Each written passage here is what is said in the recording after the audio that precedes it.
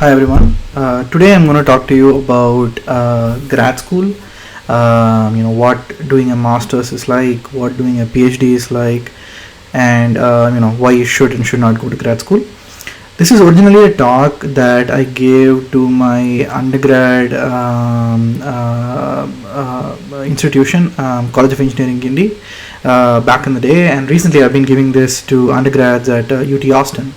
And this is really meant for first, second year undergrads who don't quite have a handle on like what research is, or what PhD is, and so on. So this is the sort of the hope of this talk is that like it gets the students in time, so that if they want to explore research, they actually can do that, and it gives them enough time to sort of like talk to professors and do that. So with that said, let's get started. So a quick background about me, so that the path I took to coming here. So I did my undergrad in College of Engineering Guindy in 2005 to 2009. I then went to the University of Wisconsin-Madison for my master's and my PhD. After that, I did a 1-year postdoc at VMware Research in Palo Alto, and then since then I've been at UT Austin. So this is how I came to be a professor. And at UT Austin, I run the UT Systems and Storage Lab, and this is a lab where we focus on building next generation storage systems, and we have a lot of fun doing it. So usually I work with a lot of undergrads in my lab, and so it's been a lot of fun doing this. So let me see. So what I'm going to talk about today is what grad school is. Why would someone do a master's? Why would someone do a PhD? And then how to apply to grad school at the end. Okay, so there's a lot of like myths floating about grad school, right? I think people have like a much clearer idea of like what an MBA is like, for example, than sort of like what research is like, or what doing a PhD is like. So there's lots of like myths, and so I want to clarify some of these myths today. All right.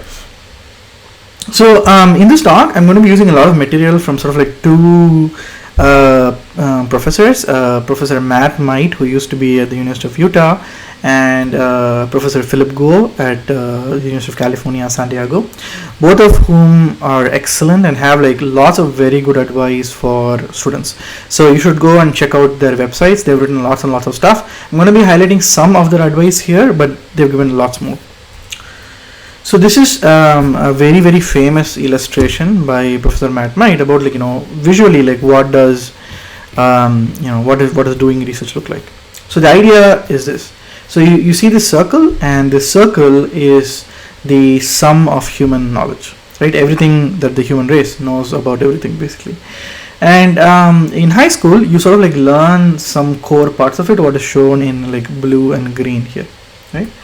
And then when you do your bachelor's, right, your bachelor's of arts or bachelor's of engineering or whatever, you specialize a little bit, right? So your the pink circle that's shown here is expanded in sort of like one direction, which is basically what you major in, right, or what your specialization is in. And then when you do a master's, you learn a lot more about that particular specialty. So for example, if you majored in computer science, if you do a master's in computer science, you're going to learn a lot more about that area in your master's. And then you have your PhD, right? And the PhD really is pushing the bounds of human knowledge, and pushing it very, very little, but still sort of like adding to what we know and expanding sort of like the circle of human knowledge. So that's what a PhD is, and this is really like the best way I know to illustrate like what all these things are, right? So one thing to note here is that in a master's, typically you're not doing research. You're not actually expanding the frontier of human knowledge, because like that's not really what a master's is for. That's what a PhD is for, right?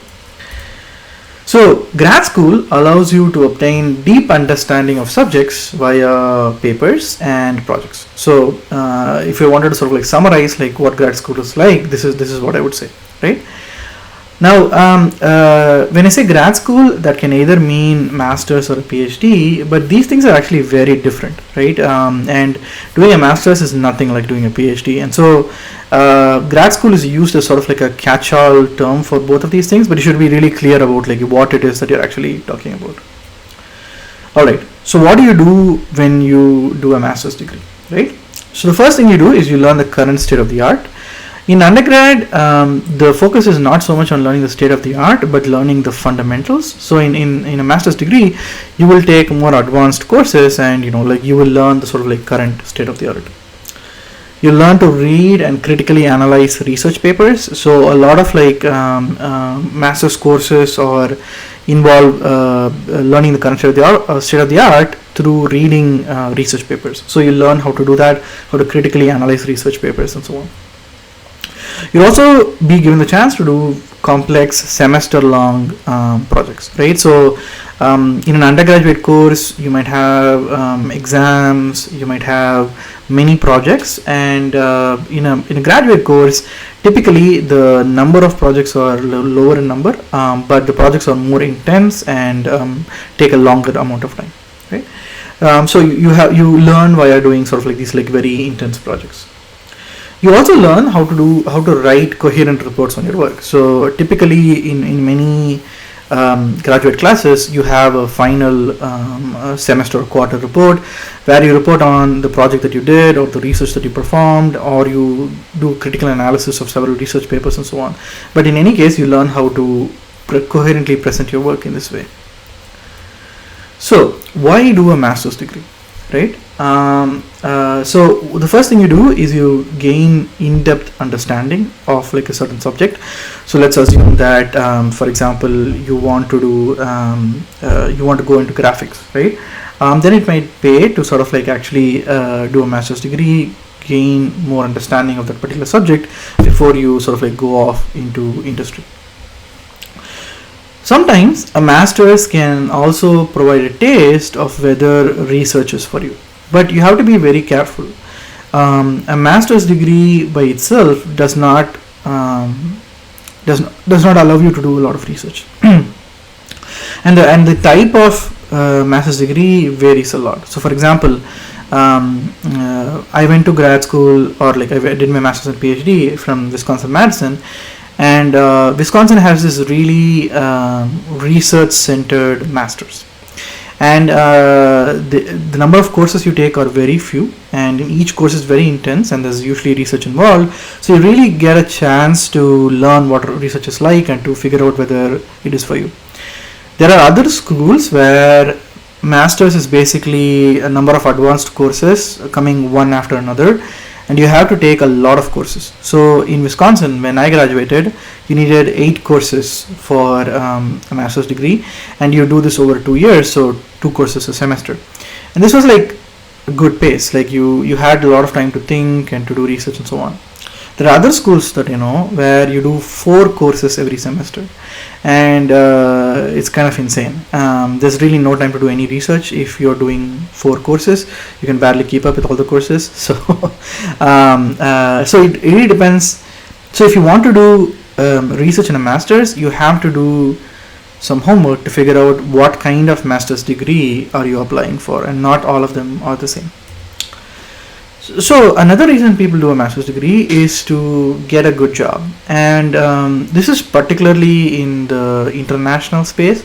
Like a lot of like students from India, they do a master's degree in the US, and then after the master's degree they hope to get a job at a US company and sort of like stay here and work, right? This is, I think, this is still, I think, a reasonable path to take. But a lot of like US companies, for example, are directly hiring out of India now. So you don't necessarily need to do a master's, right, to sort of like get the job. And there are other people who have worked for other companies and then sort of like later in life moved to a like US company. So that's also possible. So the sort of like background here for like why do a master's and all these trade-offs is that a master's degree is very expensive. So it costs anywhere between $20,000 to $40,000 or $60,000, right? It's very, very expensive, and it's a lot of money to spend in 2 years. And so you have to sort of like ask yourself whether you're getting a good return on that investment, right? So I would say, like, in a lot of cases you don't necessarily need to spend a lot of money for a master's degree to get a good job. There are other ways in which you can sort of like land the job that you want. So I wouldn't say that shouldn't be like the primary reason why you get a master's degree, I think. Now, if you want to sort of like like quickly come to the US and sort of like start working here, I think like doing a master's and then like like getting a job here is probably quicker than working for a company in India, for example, and then like transferring. So really depends on the company that you're working for, and like like what your aims are. So use that to sort of like evaluate, right? Getting a master's degree is also fun, I look back on my master's degree quite fondly, and there were like, when you do all these like very intense projects, you're like up at like 2 a.m. at night and you're working with all these people and like you bond, and it's a lot of fun. You do really nice projects, and it's like you learn a lot, but you have to sort of like weigh that against like the $60,000 that might be required to do that, right? So it's a trade-off. Like you have to sort of figure out whether it is for you, and by no means would I say that everybody should do a master's, right? So alright, so why not do a master's degree? So as I mentioned, if it's purely for getting a good job, I think where things stand today, like in 2021, of course the pandemic makes everything more complicated, but at least in pre-pandemic days, you could get a good job without getting a master's degree, right? So I wouldn't necessarily say that's required for that. So sometimes like a master's degree is very intense, right? You have to learn a lot, and sometimes this can be very daunting, right? So if you spend some time in industry and then you come back to a master's, the pace may be sort of like quite intense for you, right? So I think this should be one of the primary motivations if you want to do a master's, right? So that you are excited by learning new things, because like otherwise I think it's very hard to keep up that pace. Like if you're especially if you're at an institution where you have to do 4 courses every semester, it's very intense. Like you can't possibly get through that if you don't like learning, right? And again, like if you have financial constraints, it's very hard, right? So if you're supporting a family and like like you're a single income earner, giving that up and paying $60,000 for a master's degree may not be the best move, right? So a lot of people also recently are interested in doing a startup, and a master's degree is not in any way sort of like related to doing a startup. So if you want to do a startup, you should be working in industry. You should be trying to work at a startup. You should be networking and all of those things. I don't think a master's sort of like helps in doing a startup, right? Now the sort of like one case where it can help is if you want to do a highly technical startup, and doing the master's degree allows you to sort of like get the expertise required to start that, right? It's quite hard to know that beforehand, right? People usually have an idea of like what they want to do. They don't know at the start whether like like you need more expertise and so on. So I wouldn't say like if you want to do a startup, I don't think master's is sort of the right path forward. All right, so let's switch from there to like like why do a PhD, right? So first of all, what do you do in a PhD? So the thing that I want to stress is that a PhD is a job, and now a lot of people have various opinions on this, and some people are like a PhD is sort of like a vocation, and like you're doing this really noble thing of like expanding human knowledge, and I don't buy any of that. I think doing things like a PhD is works well if you have a very pragmatic mindset. So it's a job, like you get a salary about $15,000 to $25,000 a year, which is not like a lot. In some cases, like unemployment is higher. And your job is to produce new research. So that's really the role that you have in a PhD. And in fact, like the sort of like role more specifically is you are an apprentice, right?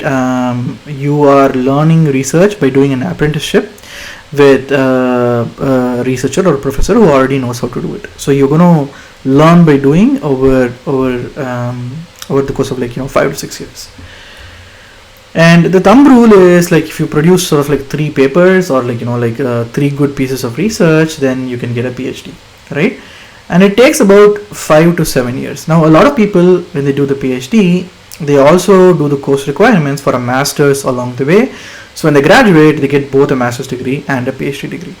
And this can be very useful if, for example, things go wrong for some reason and you want to graduate with a master's. Having fulfilled the course requirements for that is very useful. So something that I recommend. Alright, so why do a PhD? And lots of people have lots of different reasons to do a PhD, but Professor Philip Go at UC San Diego, I think, has captured this very nicely, right? So what you're doing is you're trading money for freedom. That's what you're doing in a PhD, right? And freedom to what? Freedom to make a name for yourself, freedom to fail in a safe environment, and obtain higher level jobs faster. Okay, so what do I mean by each of these things? So if you look at this graph, right, so imagine on the x-axis you have freedom, and freedom is in a job, how constrained are you in the things that you want to do. And on the y-axis is money, how much money do you get from the job. So on the left hand side is finance, where let's say you get a job on Wall Street. You don't have a lot of freedom. In fact, you have no freedom at all. And if your boss wants you to do something and you do something else, you get fired pretty quickly. But it does pay a lot, right? And so finance is sort of a good example of that. In sort of middle is software development, right? So you don't get paid as much as in finance, but you have some level of freedom. Your boss will typically tell you what to implement, but the how to implement is sort of in your hands. And as you become more and more senior, you are the person deciding what to implement, but you're still constrained by your director, your VP, your CEO in the sense that they have a certain vision for what the company should be doing, and you're supposed to contribute to that vision, right? And if your company is doing one thing and you want to do something completely unrelated, that's not going to fly. So you have some freedom, but not a lot. In the PhD, you have more freedom, right?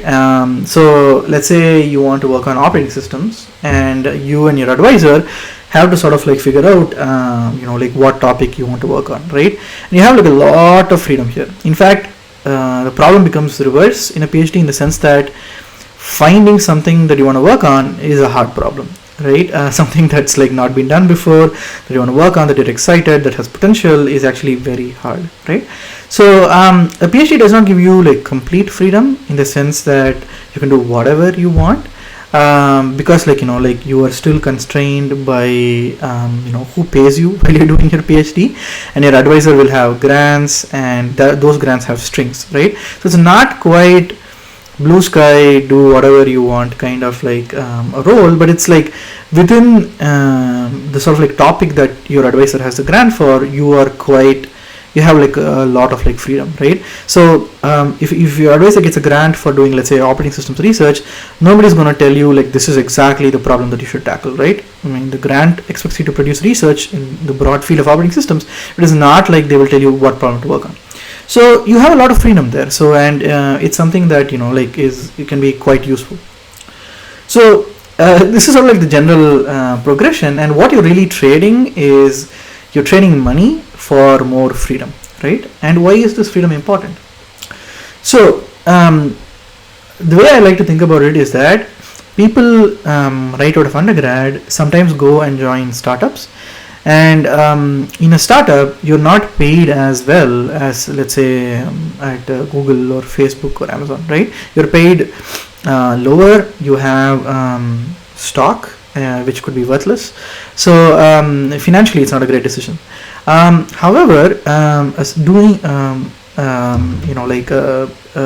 being at a startup allows you to learn a lot. In a big company, you have a tiny role and everybody is doing something else. So you do your role well, but you don't have a lot of opportunity to learn about other things. Whereas at a startup, for example, because there are so few people and you're so heavily oversubscribed, people do lots of things, and so you get to learn a lot more things that you would not learn if you are at a big company. So a PhD is similar, right? At age 21 or 22, you are paid to initiate, collaborate, execute and sell your ideas. And a startup is like really the only other environment in which you can do this, but a startup has significant financial risk that you don't have with a PhD, right? So if you're in a big company, for example, the initiation of an idea is usually done by management, right? So management will say like, hey, like we should push into let's say AI, right? And then sort of like, like your the idea trickles from like the CEO down to sort of like your manager sort of like decides like this is the thing we want to work on, and then somebody has to execute, and this is basically you, right? So you build the thing, and then selling is not done by you. So there's like there's a separate sales and marketing department, hopefully, who sort of like do this, whereas like if you're at a startup, like like if there's only like 4 people in a startup, you might be doing the initiation, you might be doing the execution, you might be doing the selling, right? So it's similar in a PhD, right?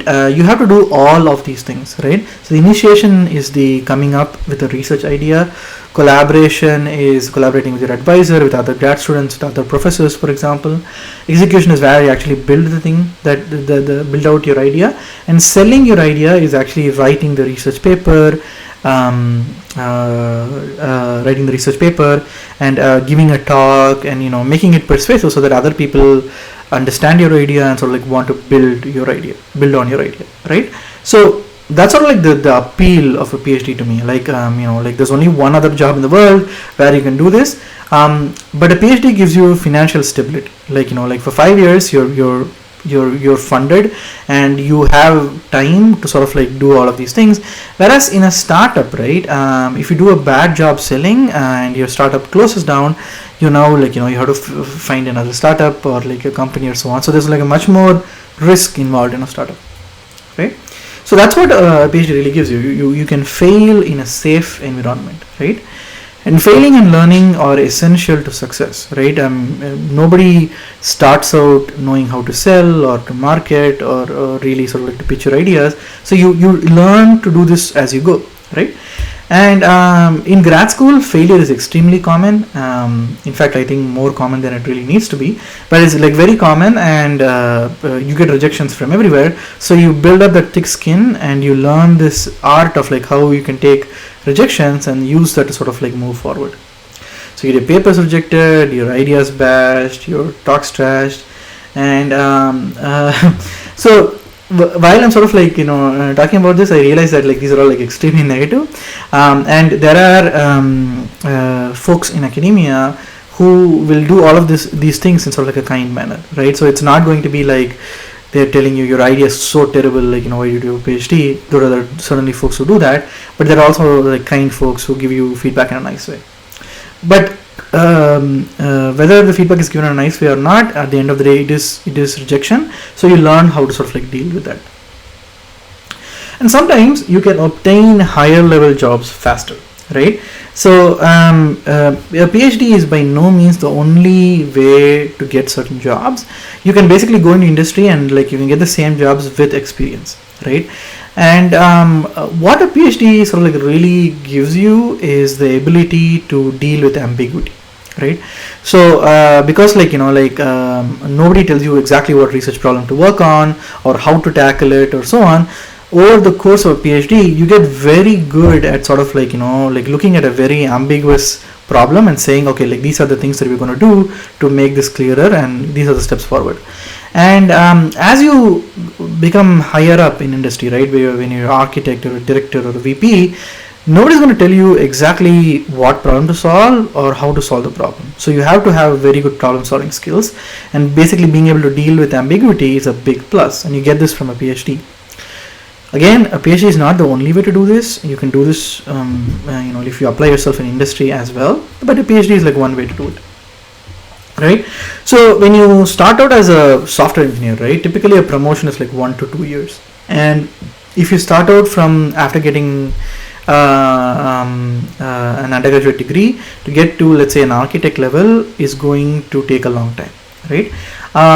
Whereas if you finish your PhD and then you sort of like are able to join at a higher position, sometimes you might get to the architect position faster, though it's not always guaranteed. Okay, so the way I would think about this is that a PhD helps you do these higher level jobs better. I wouldn't focus too much on the faster part of it, but it does help you do these higher level jobs better, definitely. So the another sort of like thing is that like if you look at um, companies like Facebook and Amazon and Microsoft, a lot of sort of like the higher ups have PhDs. So it's not so much that they gatekeep and they say you have to have a PhD to sort of like get to these roles, but rather I think the fact that PhDs are comfortable with ambiguity helps them sort of like like get to those roles faster. So it's not a requirement per se, but it definitely does help in these roles, I think. So okay, so now we come to why not do a PhD, right? And there's lots of like reasons, even reasons that sound good, to not do a PhD. So the number one bad reason is for the prestige, like for like I am Doctor so and so, and the reason and what the reason it's so bad is because by the time you finish your PhD and you go off into industry or academia or wherever, everybody you work with will have a PhD, right? So if you're a professor, all your fellow professors will have a PhD. Your higher ups will have PhDs, and so if you go in industry and if you're working in a research lab, everybody will have a PhD. And if you go to a company and you become like architect or VP or whatever, a lot of times people at like your level will also have a PhD. So it's not a great reason, right? I mean, like it's sort of like really bad stuff. Like you do get this sort of like, yes, I'm Doctor so and so. Like it does feel nice to say that, but like the amount of time it feels nice is very small, right? After a small period of time, it just becomes part of like who you are. So you don't even think about it, and so it's not a great reason to do a PhD, because to do a PhD you need like good internal motivation. Otherwise you cannot sustain yourself through sort of like the problems that come in a PhD. Okay. Another reason, which sounds actually good but is actually a bad reason to do a PhD, is if you want to learn new things. And this confuses people because they are like, oh, like why is it bad to do a PhD if you want to learn new things? And the reason is, learning new things and doing research are really quite different activities. You may love to learn new things, but you may not be great at doing research. And so if you start a PhD and then you figure out that you're not good at doing research, but you learn to you love learning new things, like the PhD is not going to go well, right? So if you want to learn new things, you can do these things. You can do it whenever you want, in your off time, while having a full-time industry job. So it's not a great reason to do a PhD, right? And another reason not to do a PhD is if you have financial considerations.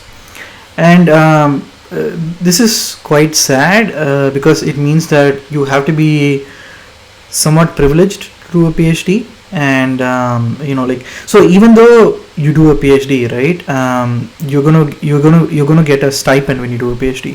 So but the thing is, when you're doing a PhD, you could be in industry and you'd be earning at least $100,000 in industry, right? So the sort of like colloquial wisdom is that when you do a PhD, you are giving up a house, like $500,000, basically $500,000 to do your PhD. That's the opportunity cost.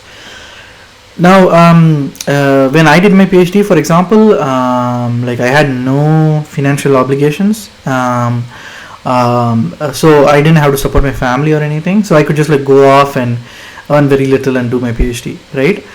But if you have a family to support, it's not impossible. Like I've known people who have supported like a family of 2 on a PhD stipend.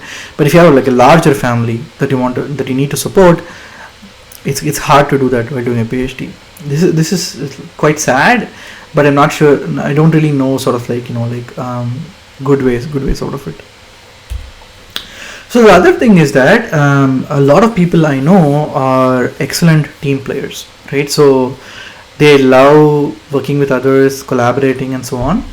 But in a PhD, at least some of the work has to be done alone. So during your projects, you can collaborate with others, but your entire PhD cannot be a collaboration.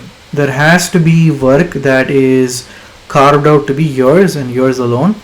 That is what will earn you the PhD degree. So you have to be good at working alone and working by yourself, at least for some part of your PhD. And when I started my PhD, this was not something I did well. I learned the skill over time, but a lot of others have get severe anxiety when they have to work alone, for example. So if you're if you don't work well alone, then a PhD would not be a great idea for you. So another consideration. Similarly, there are folks who have big anxiety attacks if you have uncertainty. Now, I don't think anybody is immune from this, right? And when I did my PhD, I also had sort of big anxiety attacks when, especially early in my PhD. It's a skill that you can learn, but still, I think it depends upon the personality of the person, right? Some people are uncertainty is not for them. They like to have stability, and they like to sort of know what they're working on, so on. So uncertainty is sort of part of a PhD, your papers. You don't know when they'll get accepted. You don't know if the idea will work. There's lots of uncertainty in a PhD. So that's another thing to consider when considering whether you want to do a PhD or not. Right? All right. So there are a number of myths about a PhD that I want to sort of dispel. So one is that this is the most common one, that you need to be super smart to do a PhD, and this is not true at all. The sort of primary the primary factor of whether somebody will graduate to the PhD is determination, right? That's sort of the main thing, and if you're determined and you have you can work through obstacles, you will get a PhD. So being smart is sort of a bonus, and if you have the good work ethic and you're smart, you'll do a great PhD. But I've seen lots of people who are smart but have terrible work ethics, or don't have sort of the personality traits to succeed in a PhD, just fail. So being smart is not enough, right? You need determination. That's what I've said. And the other thing is good communication skills, right? So there's also unfortunately there's this myth of this lone wolf person who sits and thinks in a dark room and comes up with brilliant ideas and whatnot. So a central part of doing a PhD is learning good communication skills. So both verbal and sort of in writing, you need to be able to communicate your ideas. To get your papers accepted, you need to be good at writing. To give good talks and persuade other people about your ideas, you need to be good at speaking. So these are skills that you would want to learn. These are learnable skills. I wasn't great at these things when I started my PhD. I learned them on the job. So you can learn these things. Determination is sort of more you need some of it in you, right? But it's definitely a skill that you can hone, but you need to be determined at the start, I think, to sort of get your PhD, and you want the determination going in. Alright, so finally, how do you apply to grad school? Applying for a master's or a PhD requires some planning, right? You can't do this at the last minute, and if you do so, it doesn't actually go very well. Okay. So your application consists of the following parts: your transcript, your academic performance, your grades, your letters of recommendation. Sometimes the schools ask you to take a GRE, although this is going away. Hopefully, I think I would like GRE to be completely eliminated. So hopefully that happens. And then the TOEFL, right? So TOEFL is a test of English proficiency. So these are the things and that make up your application. And of course, if you've done research, talking about your research is a big part of it too. Now, when you apply for a master's degree, right, the main things that matter are your grades, right? So you need to have a decent GPA. Because in a master's, what you're actually doing is you're taking more courses, right? So the people admitting you need to know that you would do well in an academic environment. So if you have terrible grades in your undergrad, that doesn't give a lot of confidence to people on admissions committee that you'd be able to do advanced courses well. So letters of recommendation are extremely important. If we have a letter from a professor that we know saying that this person will do well in a master's, and I've seen them take undergraduate courses. I think they have what it takes to do a master as well. That that counts for a lot. So right, getting a good letter of recommendation means that you have worked with people, right? So a bad letter of recommendation is where you took a course with some professor, you got like an A, and the letter just says that, right? This we could get even from the transcript, so you don't, the letter doesn't add any value, right? So what you want to do is you want to plan and you want to work with different professors so that they get to know you, they get to know your strengths and weaknesses, and they can write a good letter for you. So GRE scores, if the school is taking them, are important, but they're not usually the deciding factor. And GRE scores can typically only hurt and not help. So the sort of argument for GRE scores is that they help people from sort of disadvantaged backgrounds stand out, right? Which is I mean, I think theoretically that makes sense, but I have personally never seen a student admitted where the only good thing about their application was a good GRE score, right? If you have terrible grades, if you don't have good letters, if you just have a good GRE score, you're still not going to get admitted, right? So I think the sort of main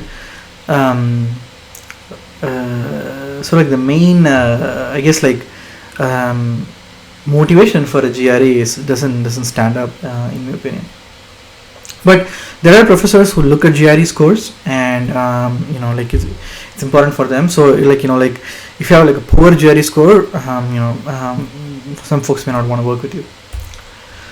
So when you're applying for a PhD, it's a different ball game, right? When you're applying for a PhD, you're applying to be a research apprentice, basically, right? So the main thing I would stress is that do not apply for a PhD without having done some research.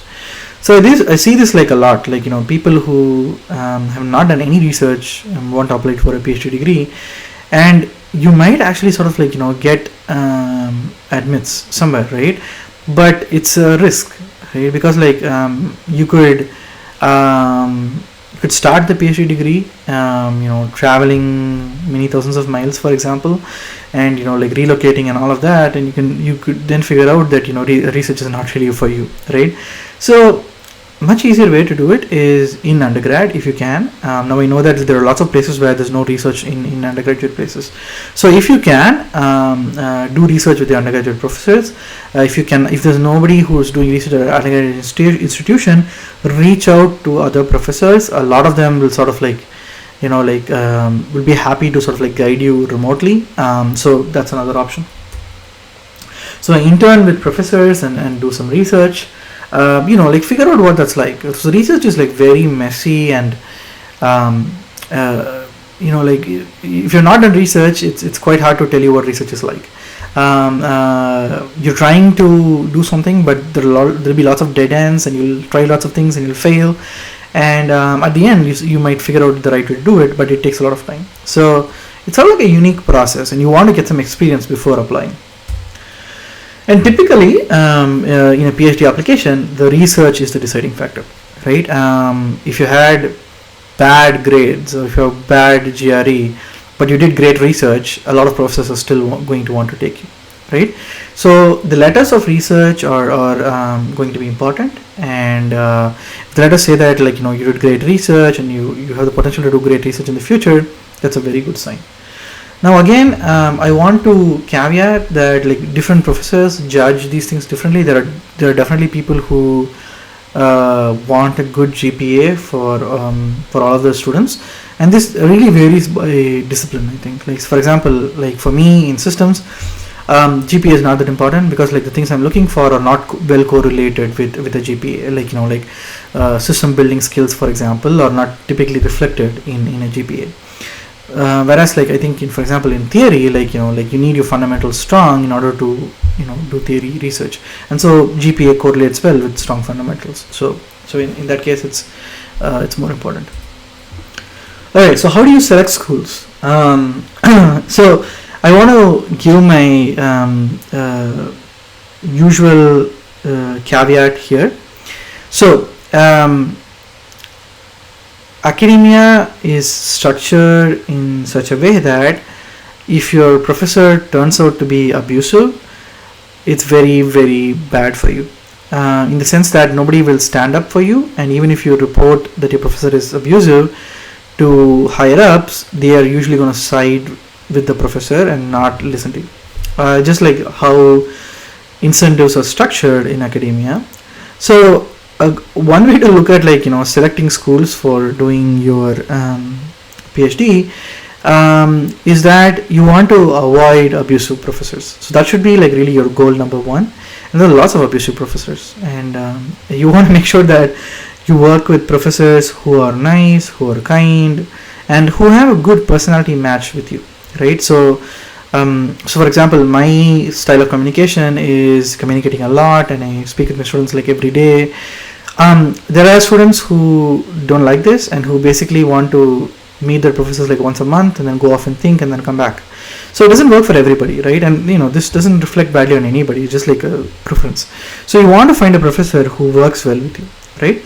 So that is the problem that you're trying to solve. Now, there are a number of websites which rank universities. Now, when you're doing a PhD, the rank of the school is much less important. What is much more important is the professor that you're working with. You want to make sure that there are multiple professors who want to work on the thing that you want to work on during the PhD. You want to make sure that the professor that you sign up to work with is nice and kind and active in research and all of this stuff. So CS rankings ranks schools based on how active they are in publishing the top venues, and more than the rankings, I think it allows you to quickly see at which school which professors are being active in a given research area. So you should use that to sort of find that out. There are more traditional rankings like US news rankings, which are not very transparent and don't correlate very well with sort of like research performance and so on.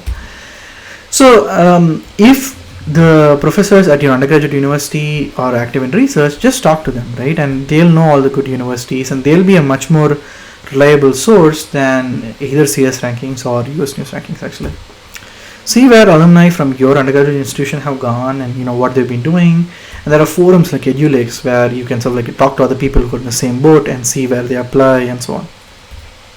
So in conclusion, if you are in your first or second year of like undergraduate education, it's a good time to be thinking about grad school. Research is fun. Give it a try before graduating. Even if you don't end up going to grad school, I think it's worth trying it once to see whether whether it's for you, right? Another thing I would say is that don't be in a hurry to get a job. Of course, this is a very, very privileged position to take, and like if you have to support family, by all means get a job. But if you're in this sort of like nice situation where you don't immediately have to get a job, right?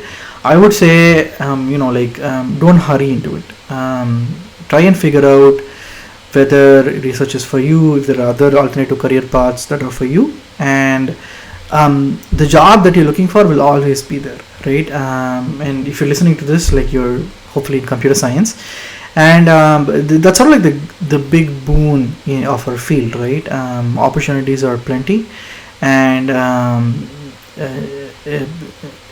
there's always going to be a need for software developers. So it's sort of like worth it to sort of like take your time, figure out like what it is that you want to do in life before getting the job and sort of like settling into that routine. All right, with that, again, a lot of the content that I talked about today come from these two people, Matt Might and Phil Guo. Again, please, they have lots of good advice on their website, so please go check it out.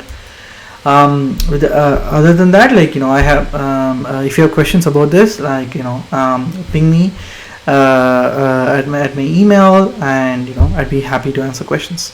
All right, thanks.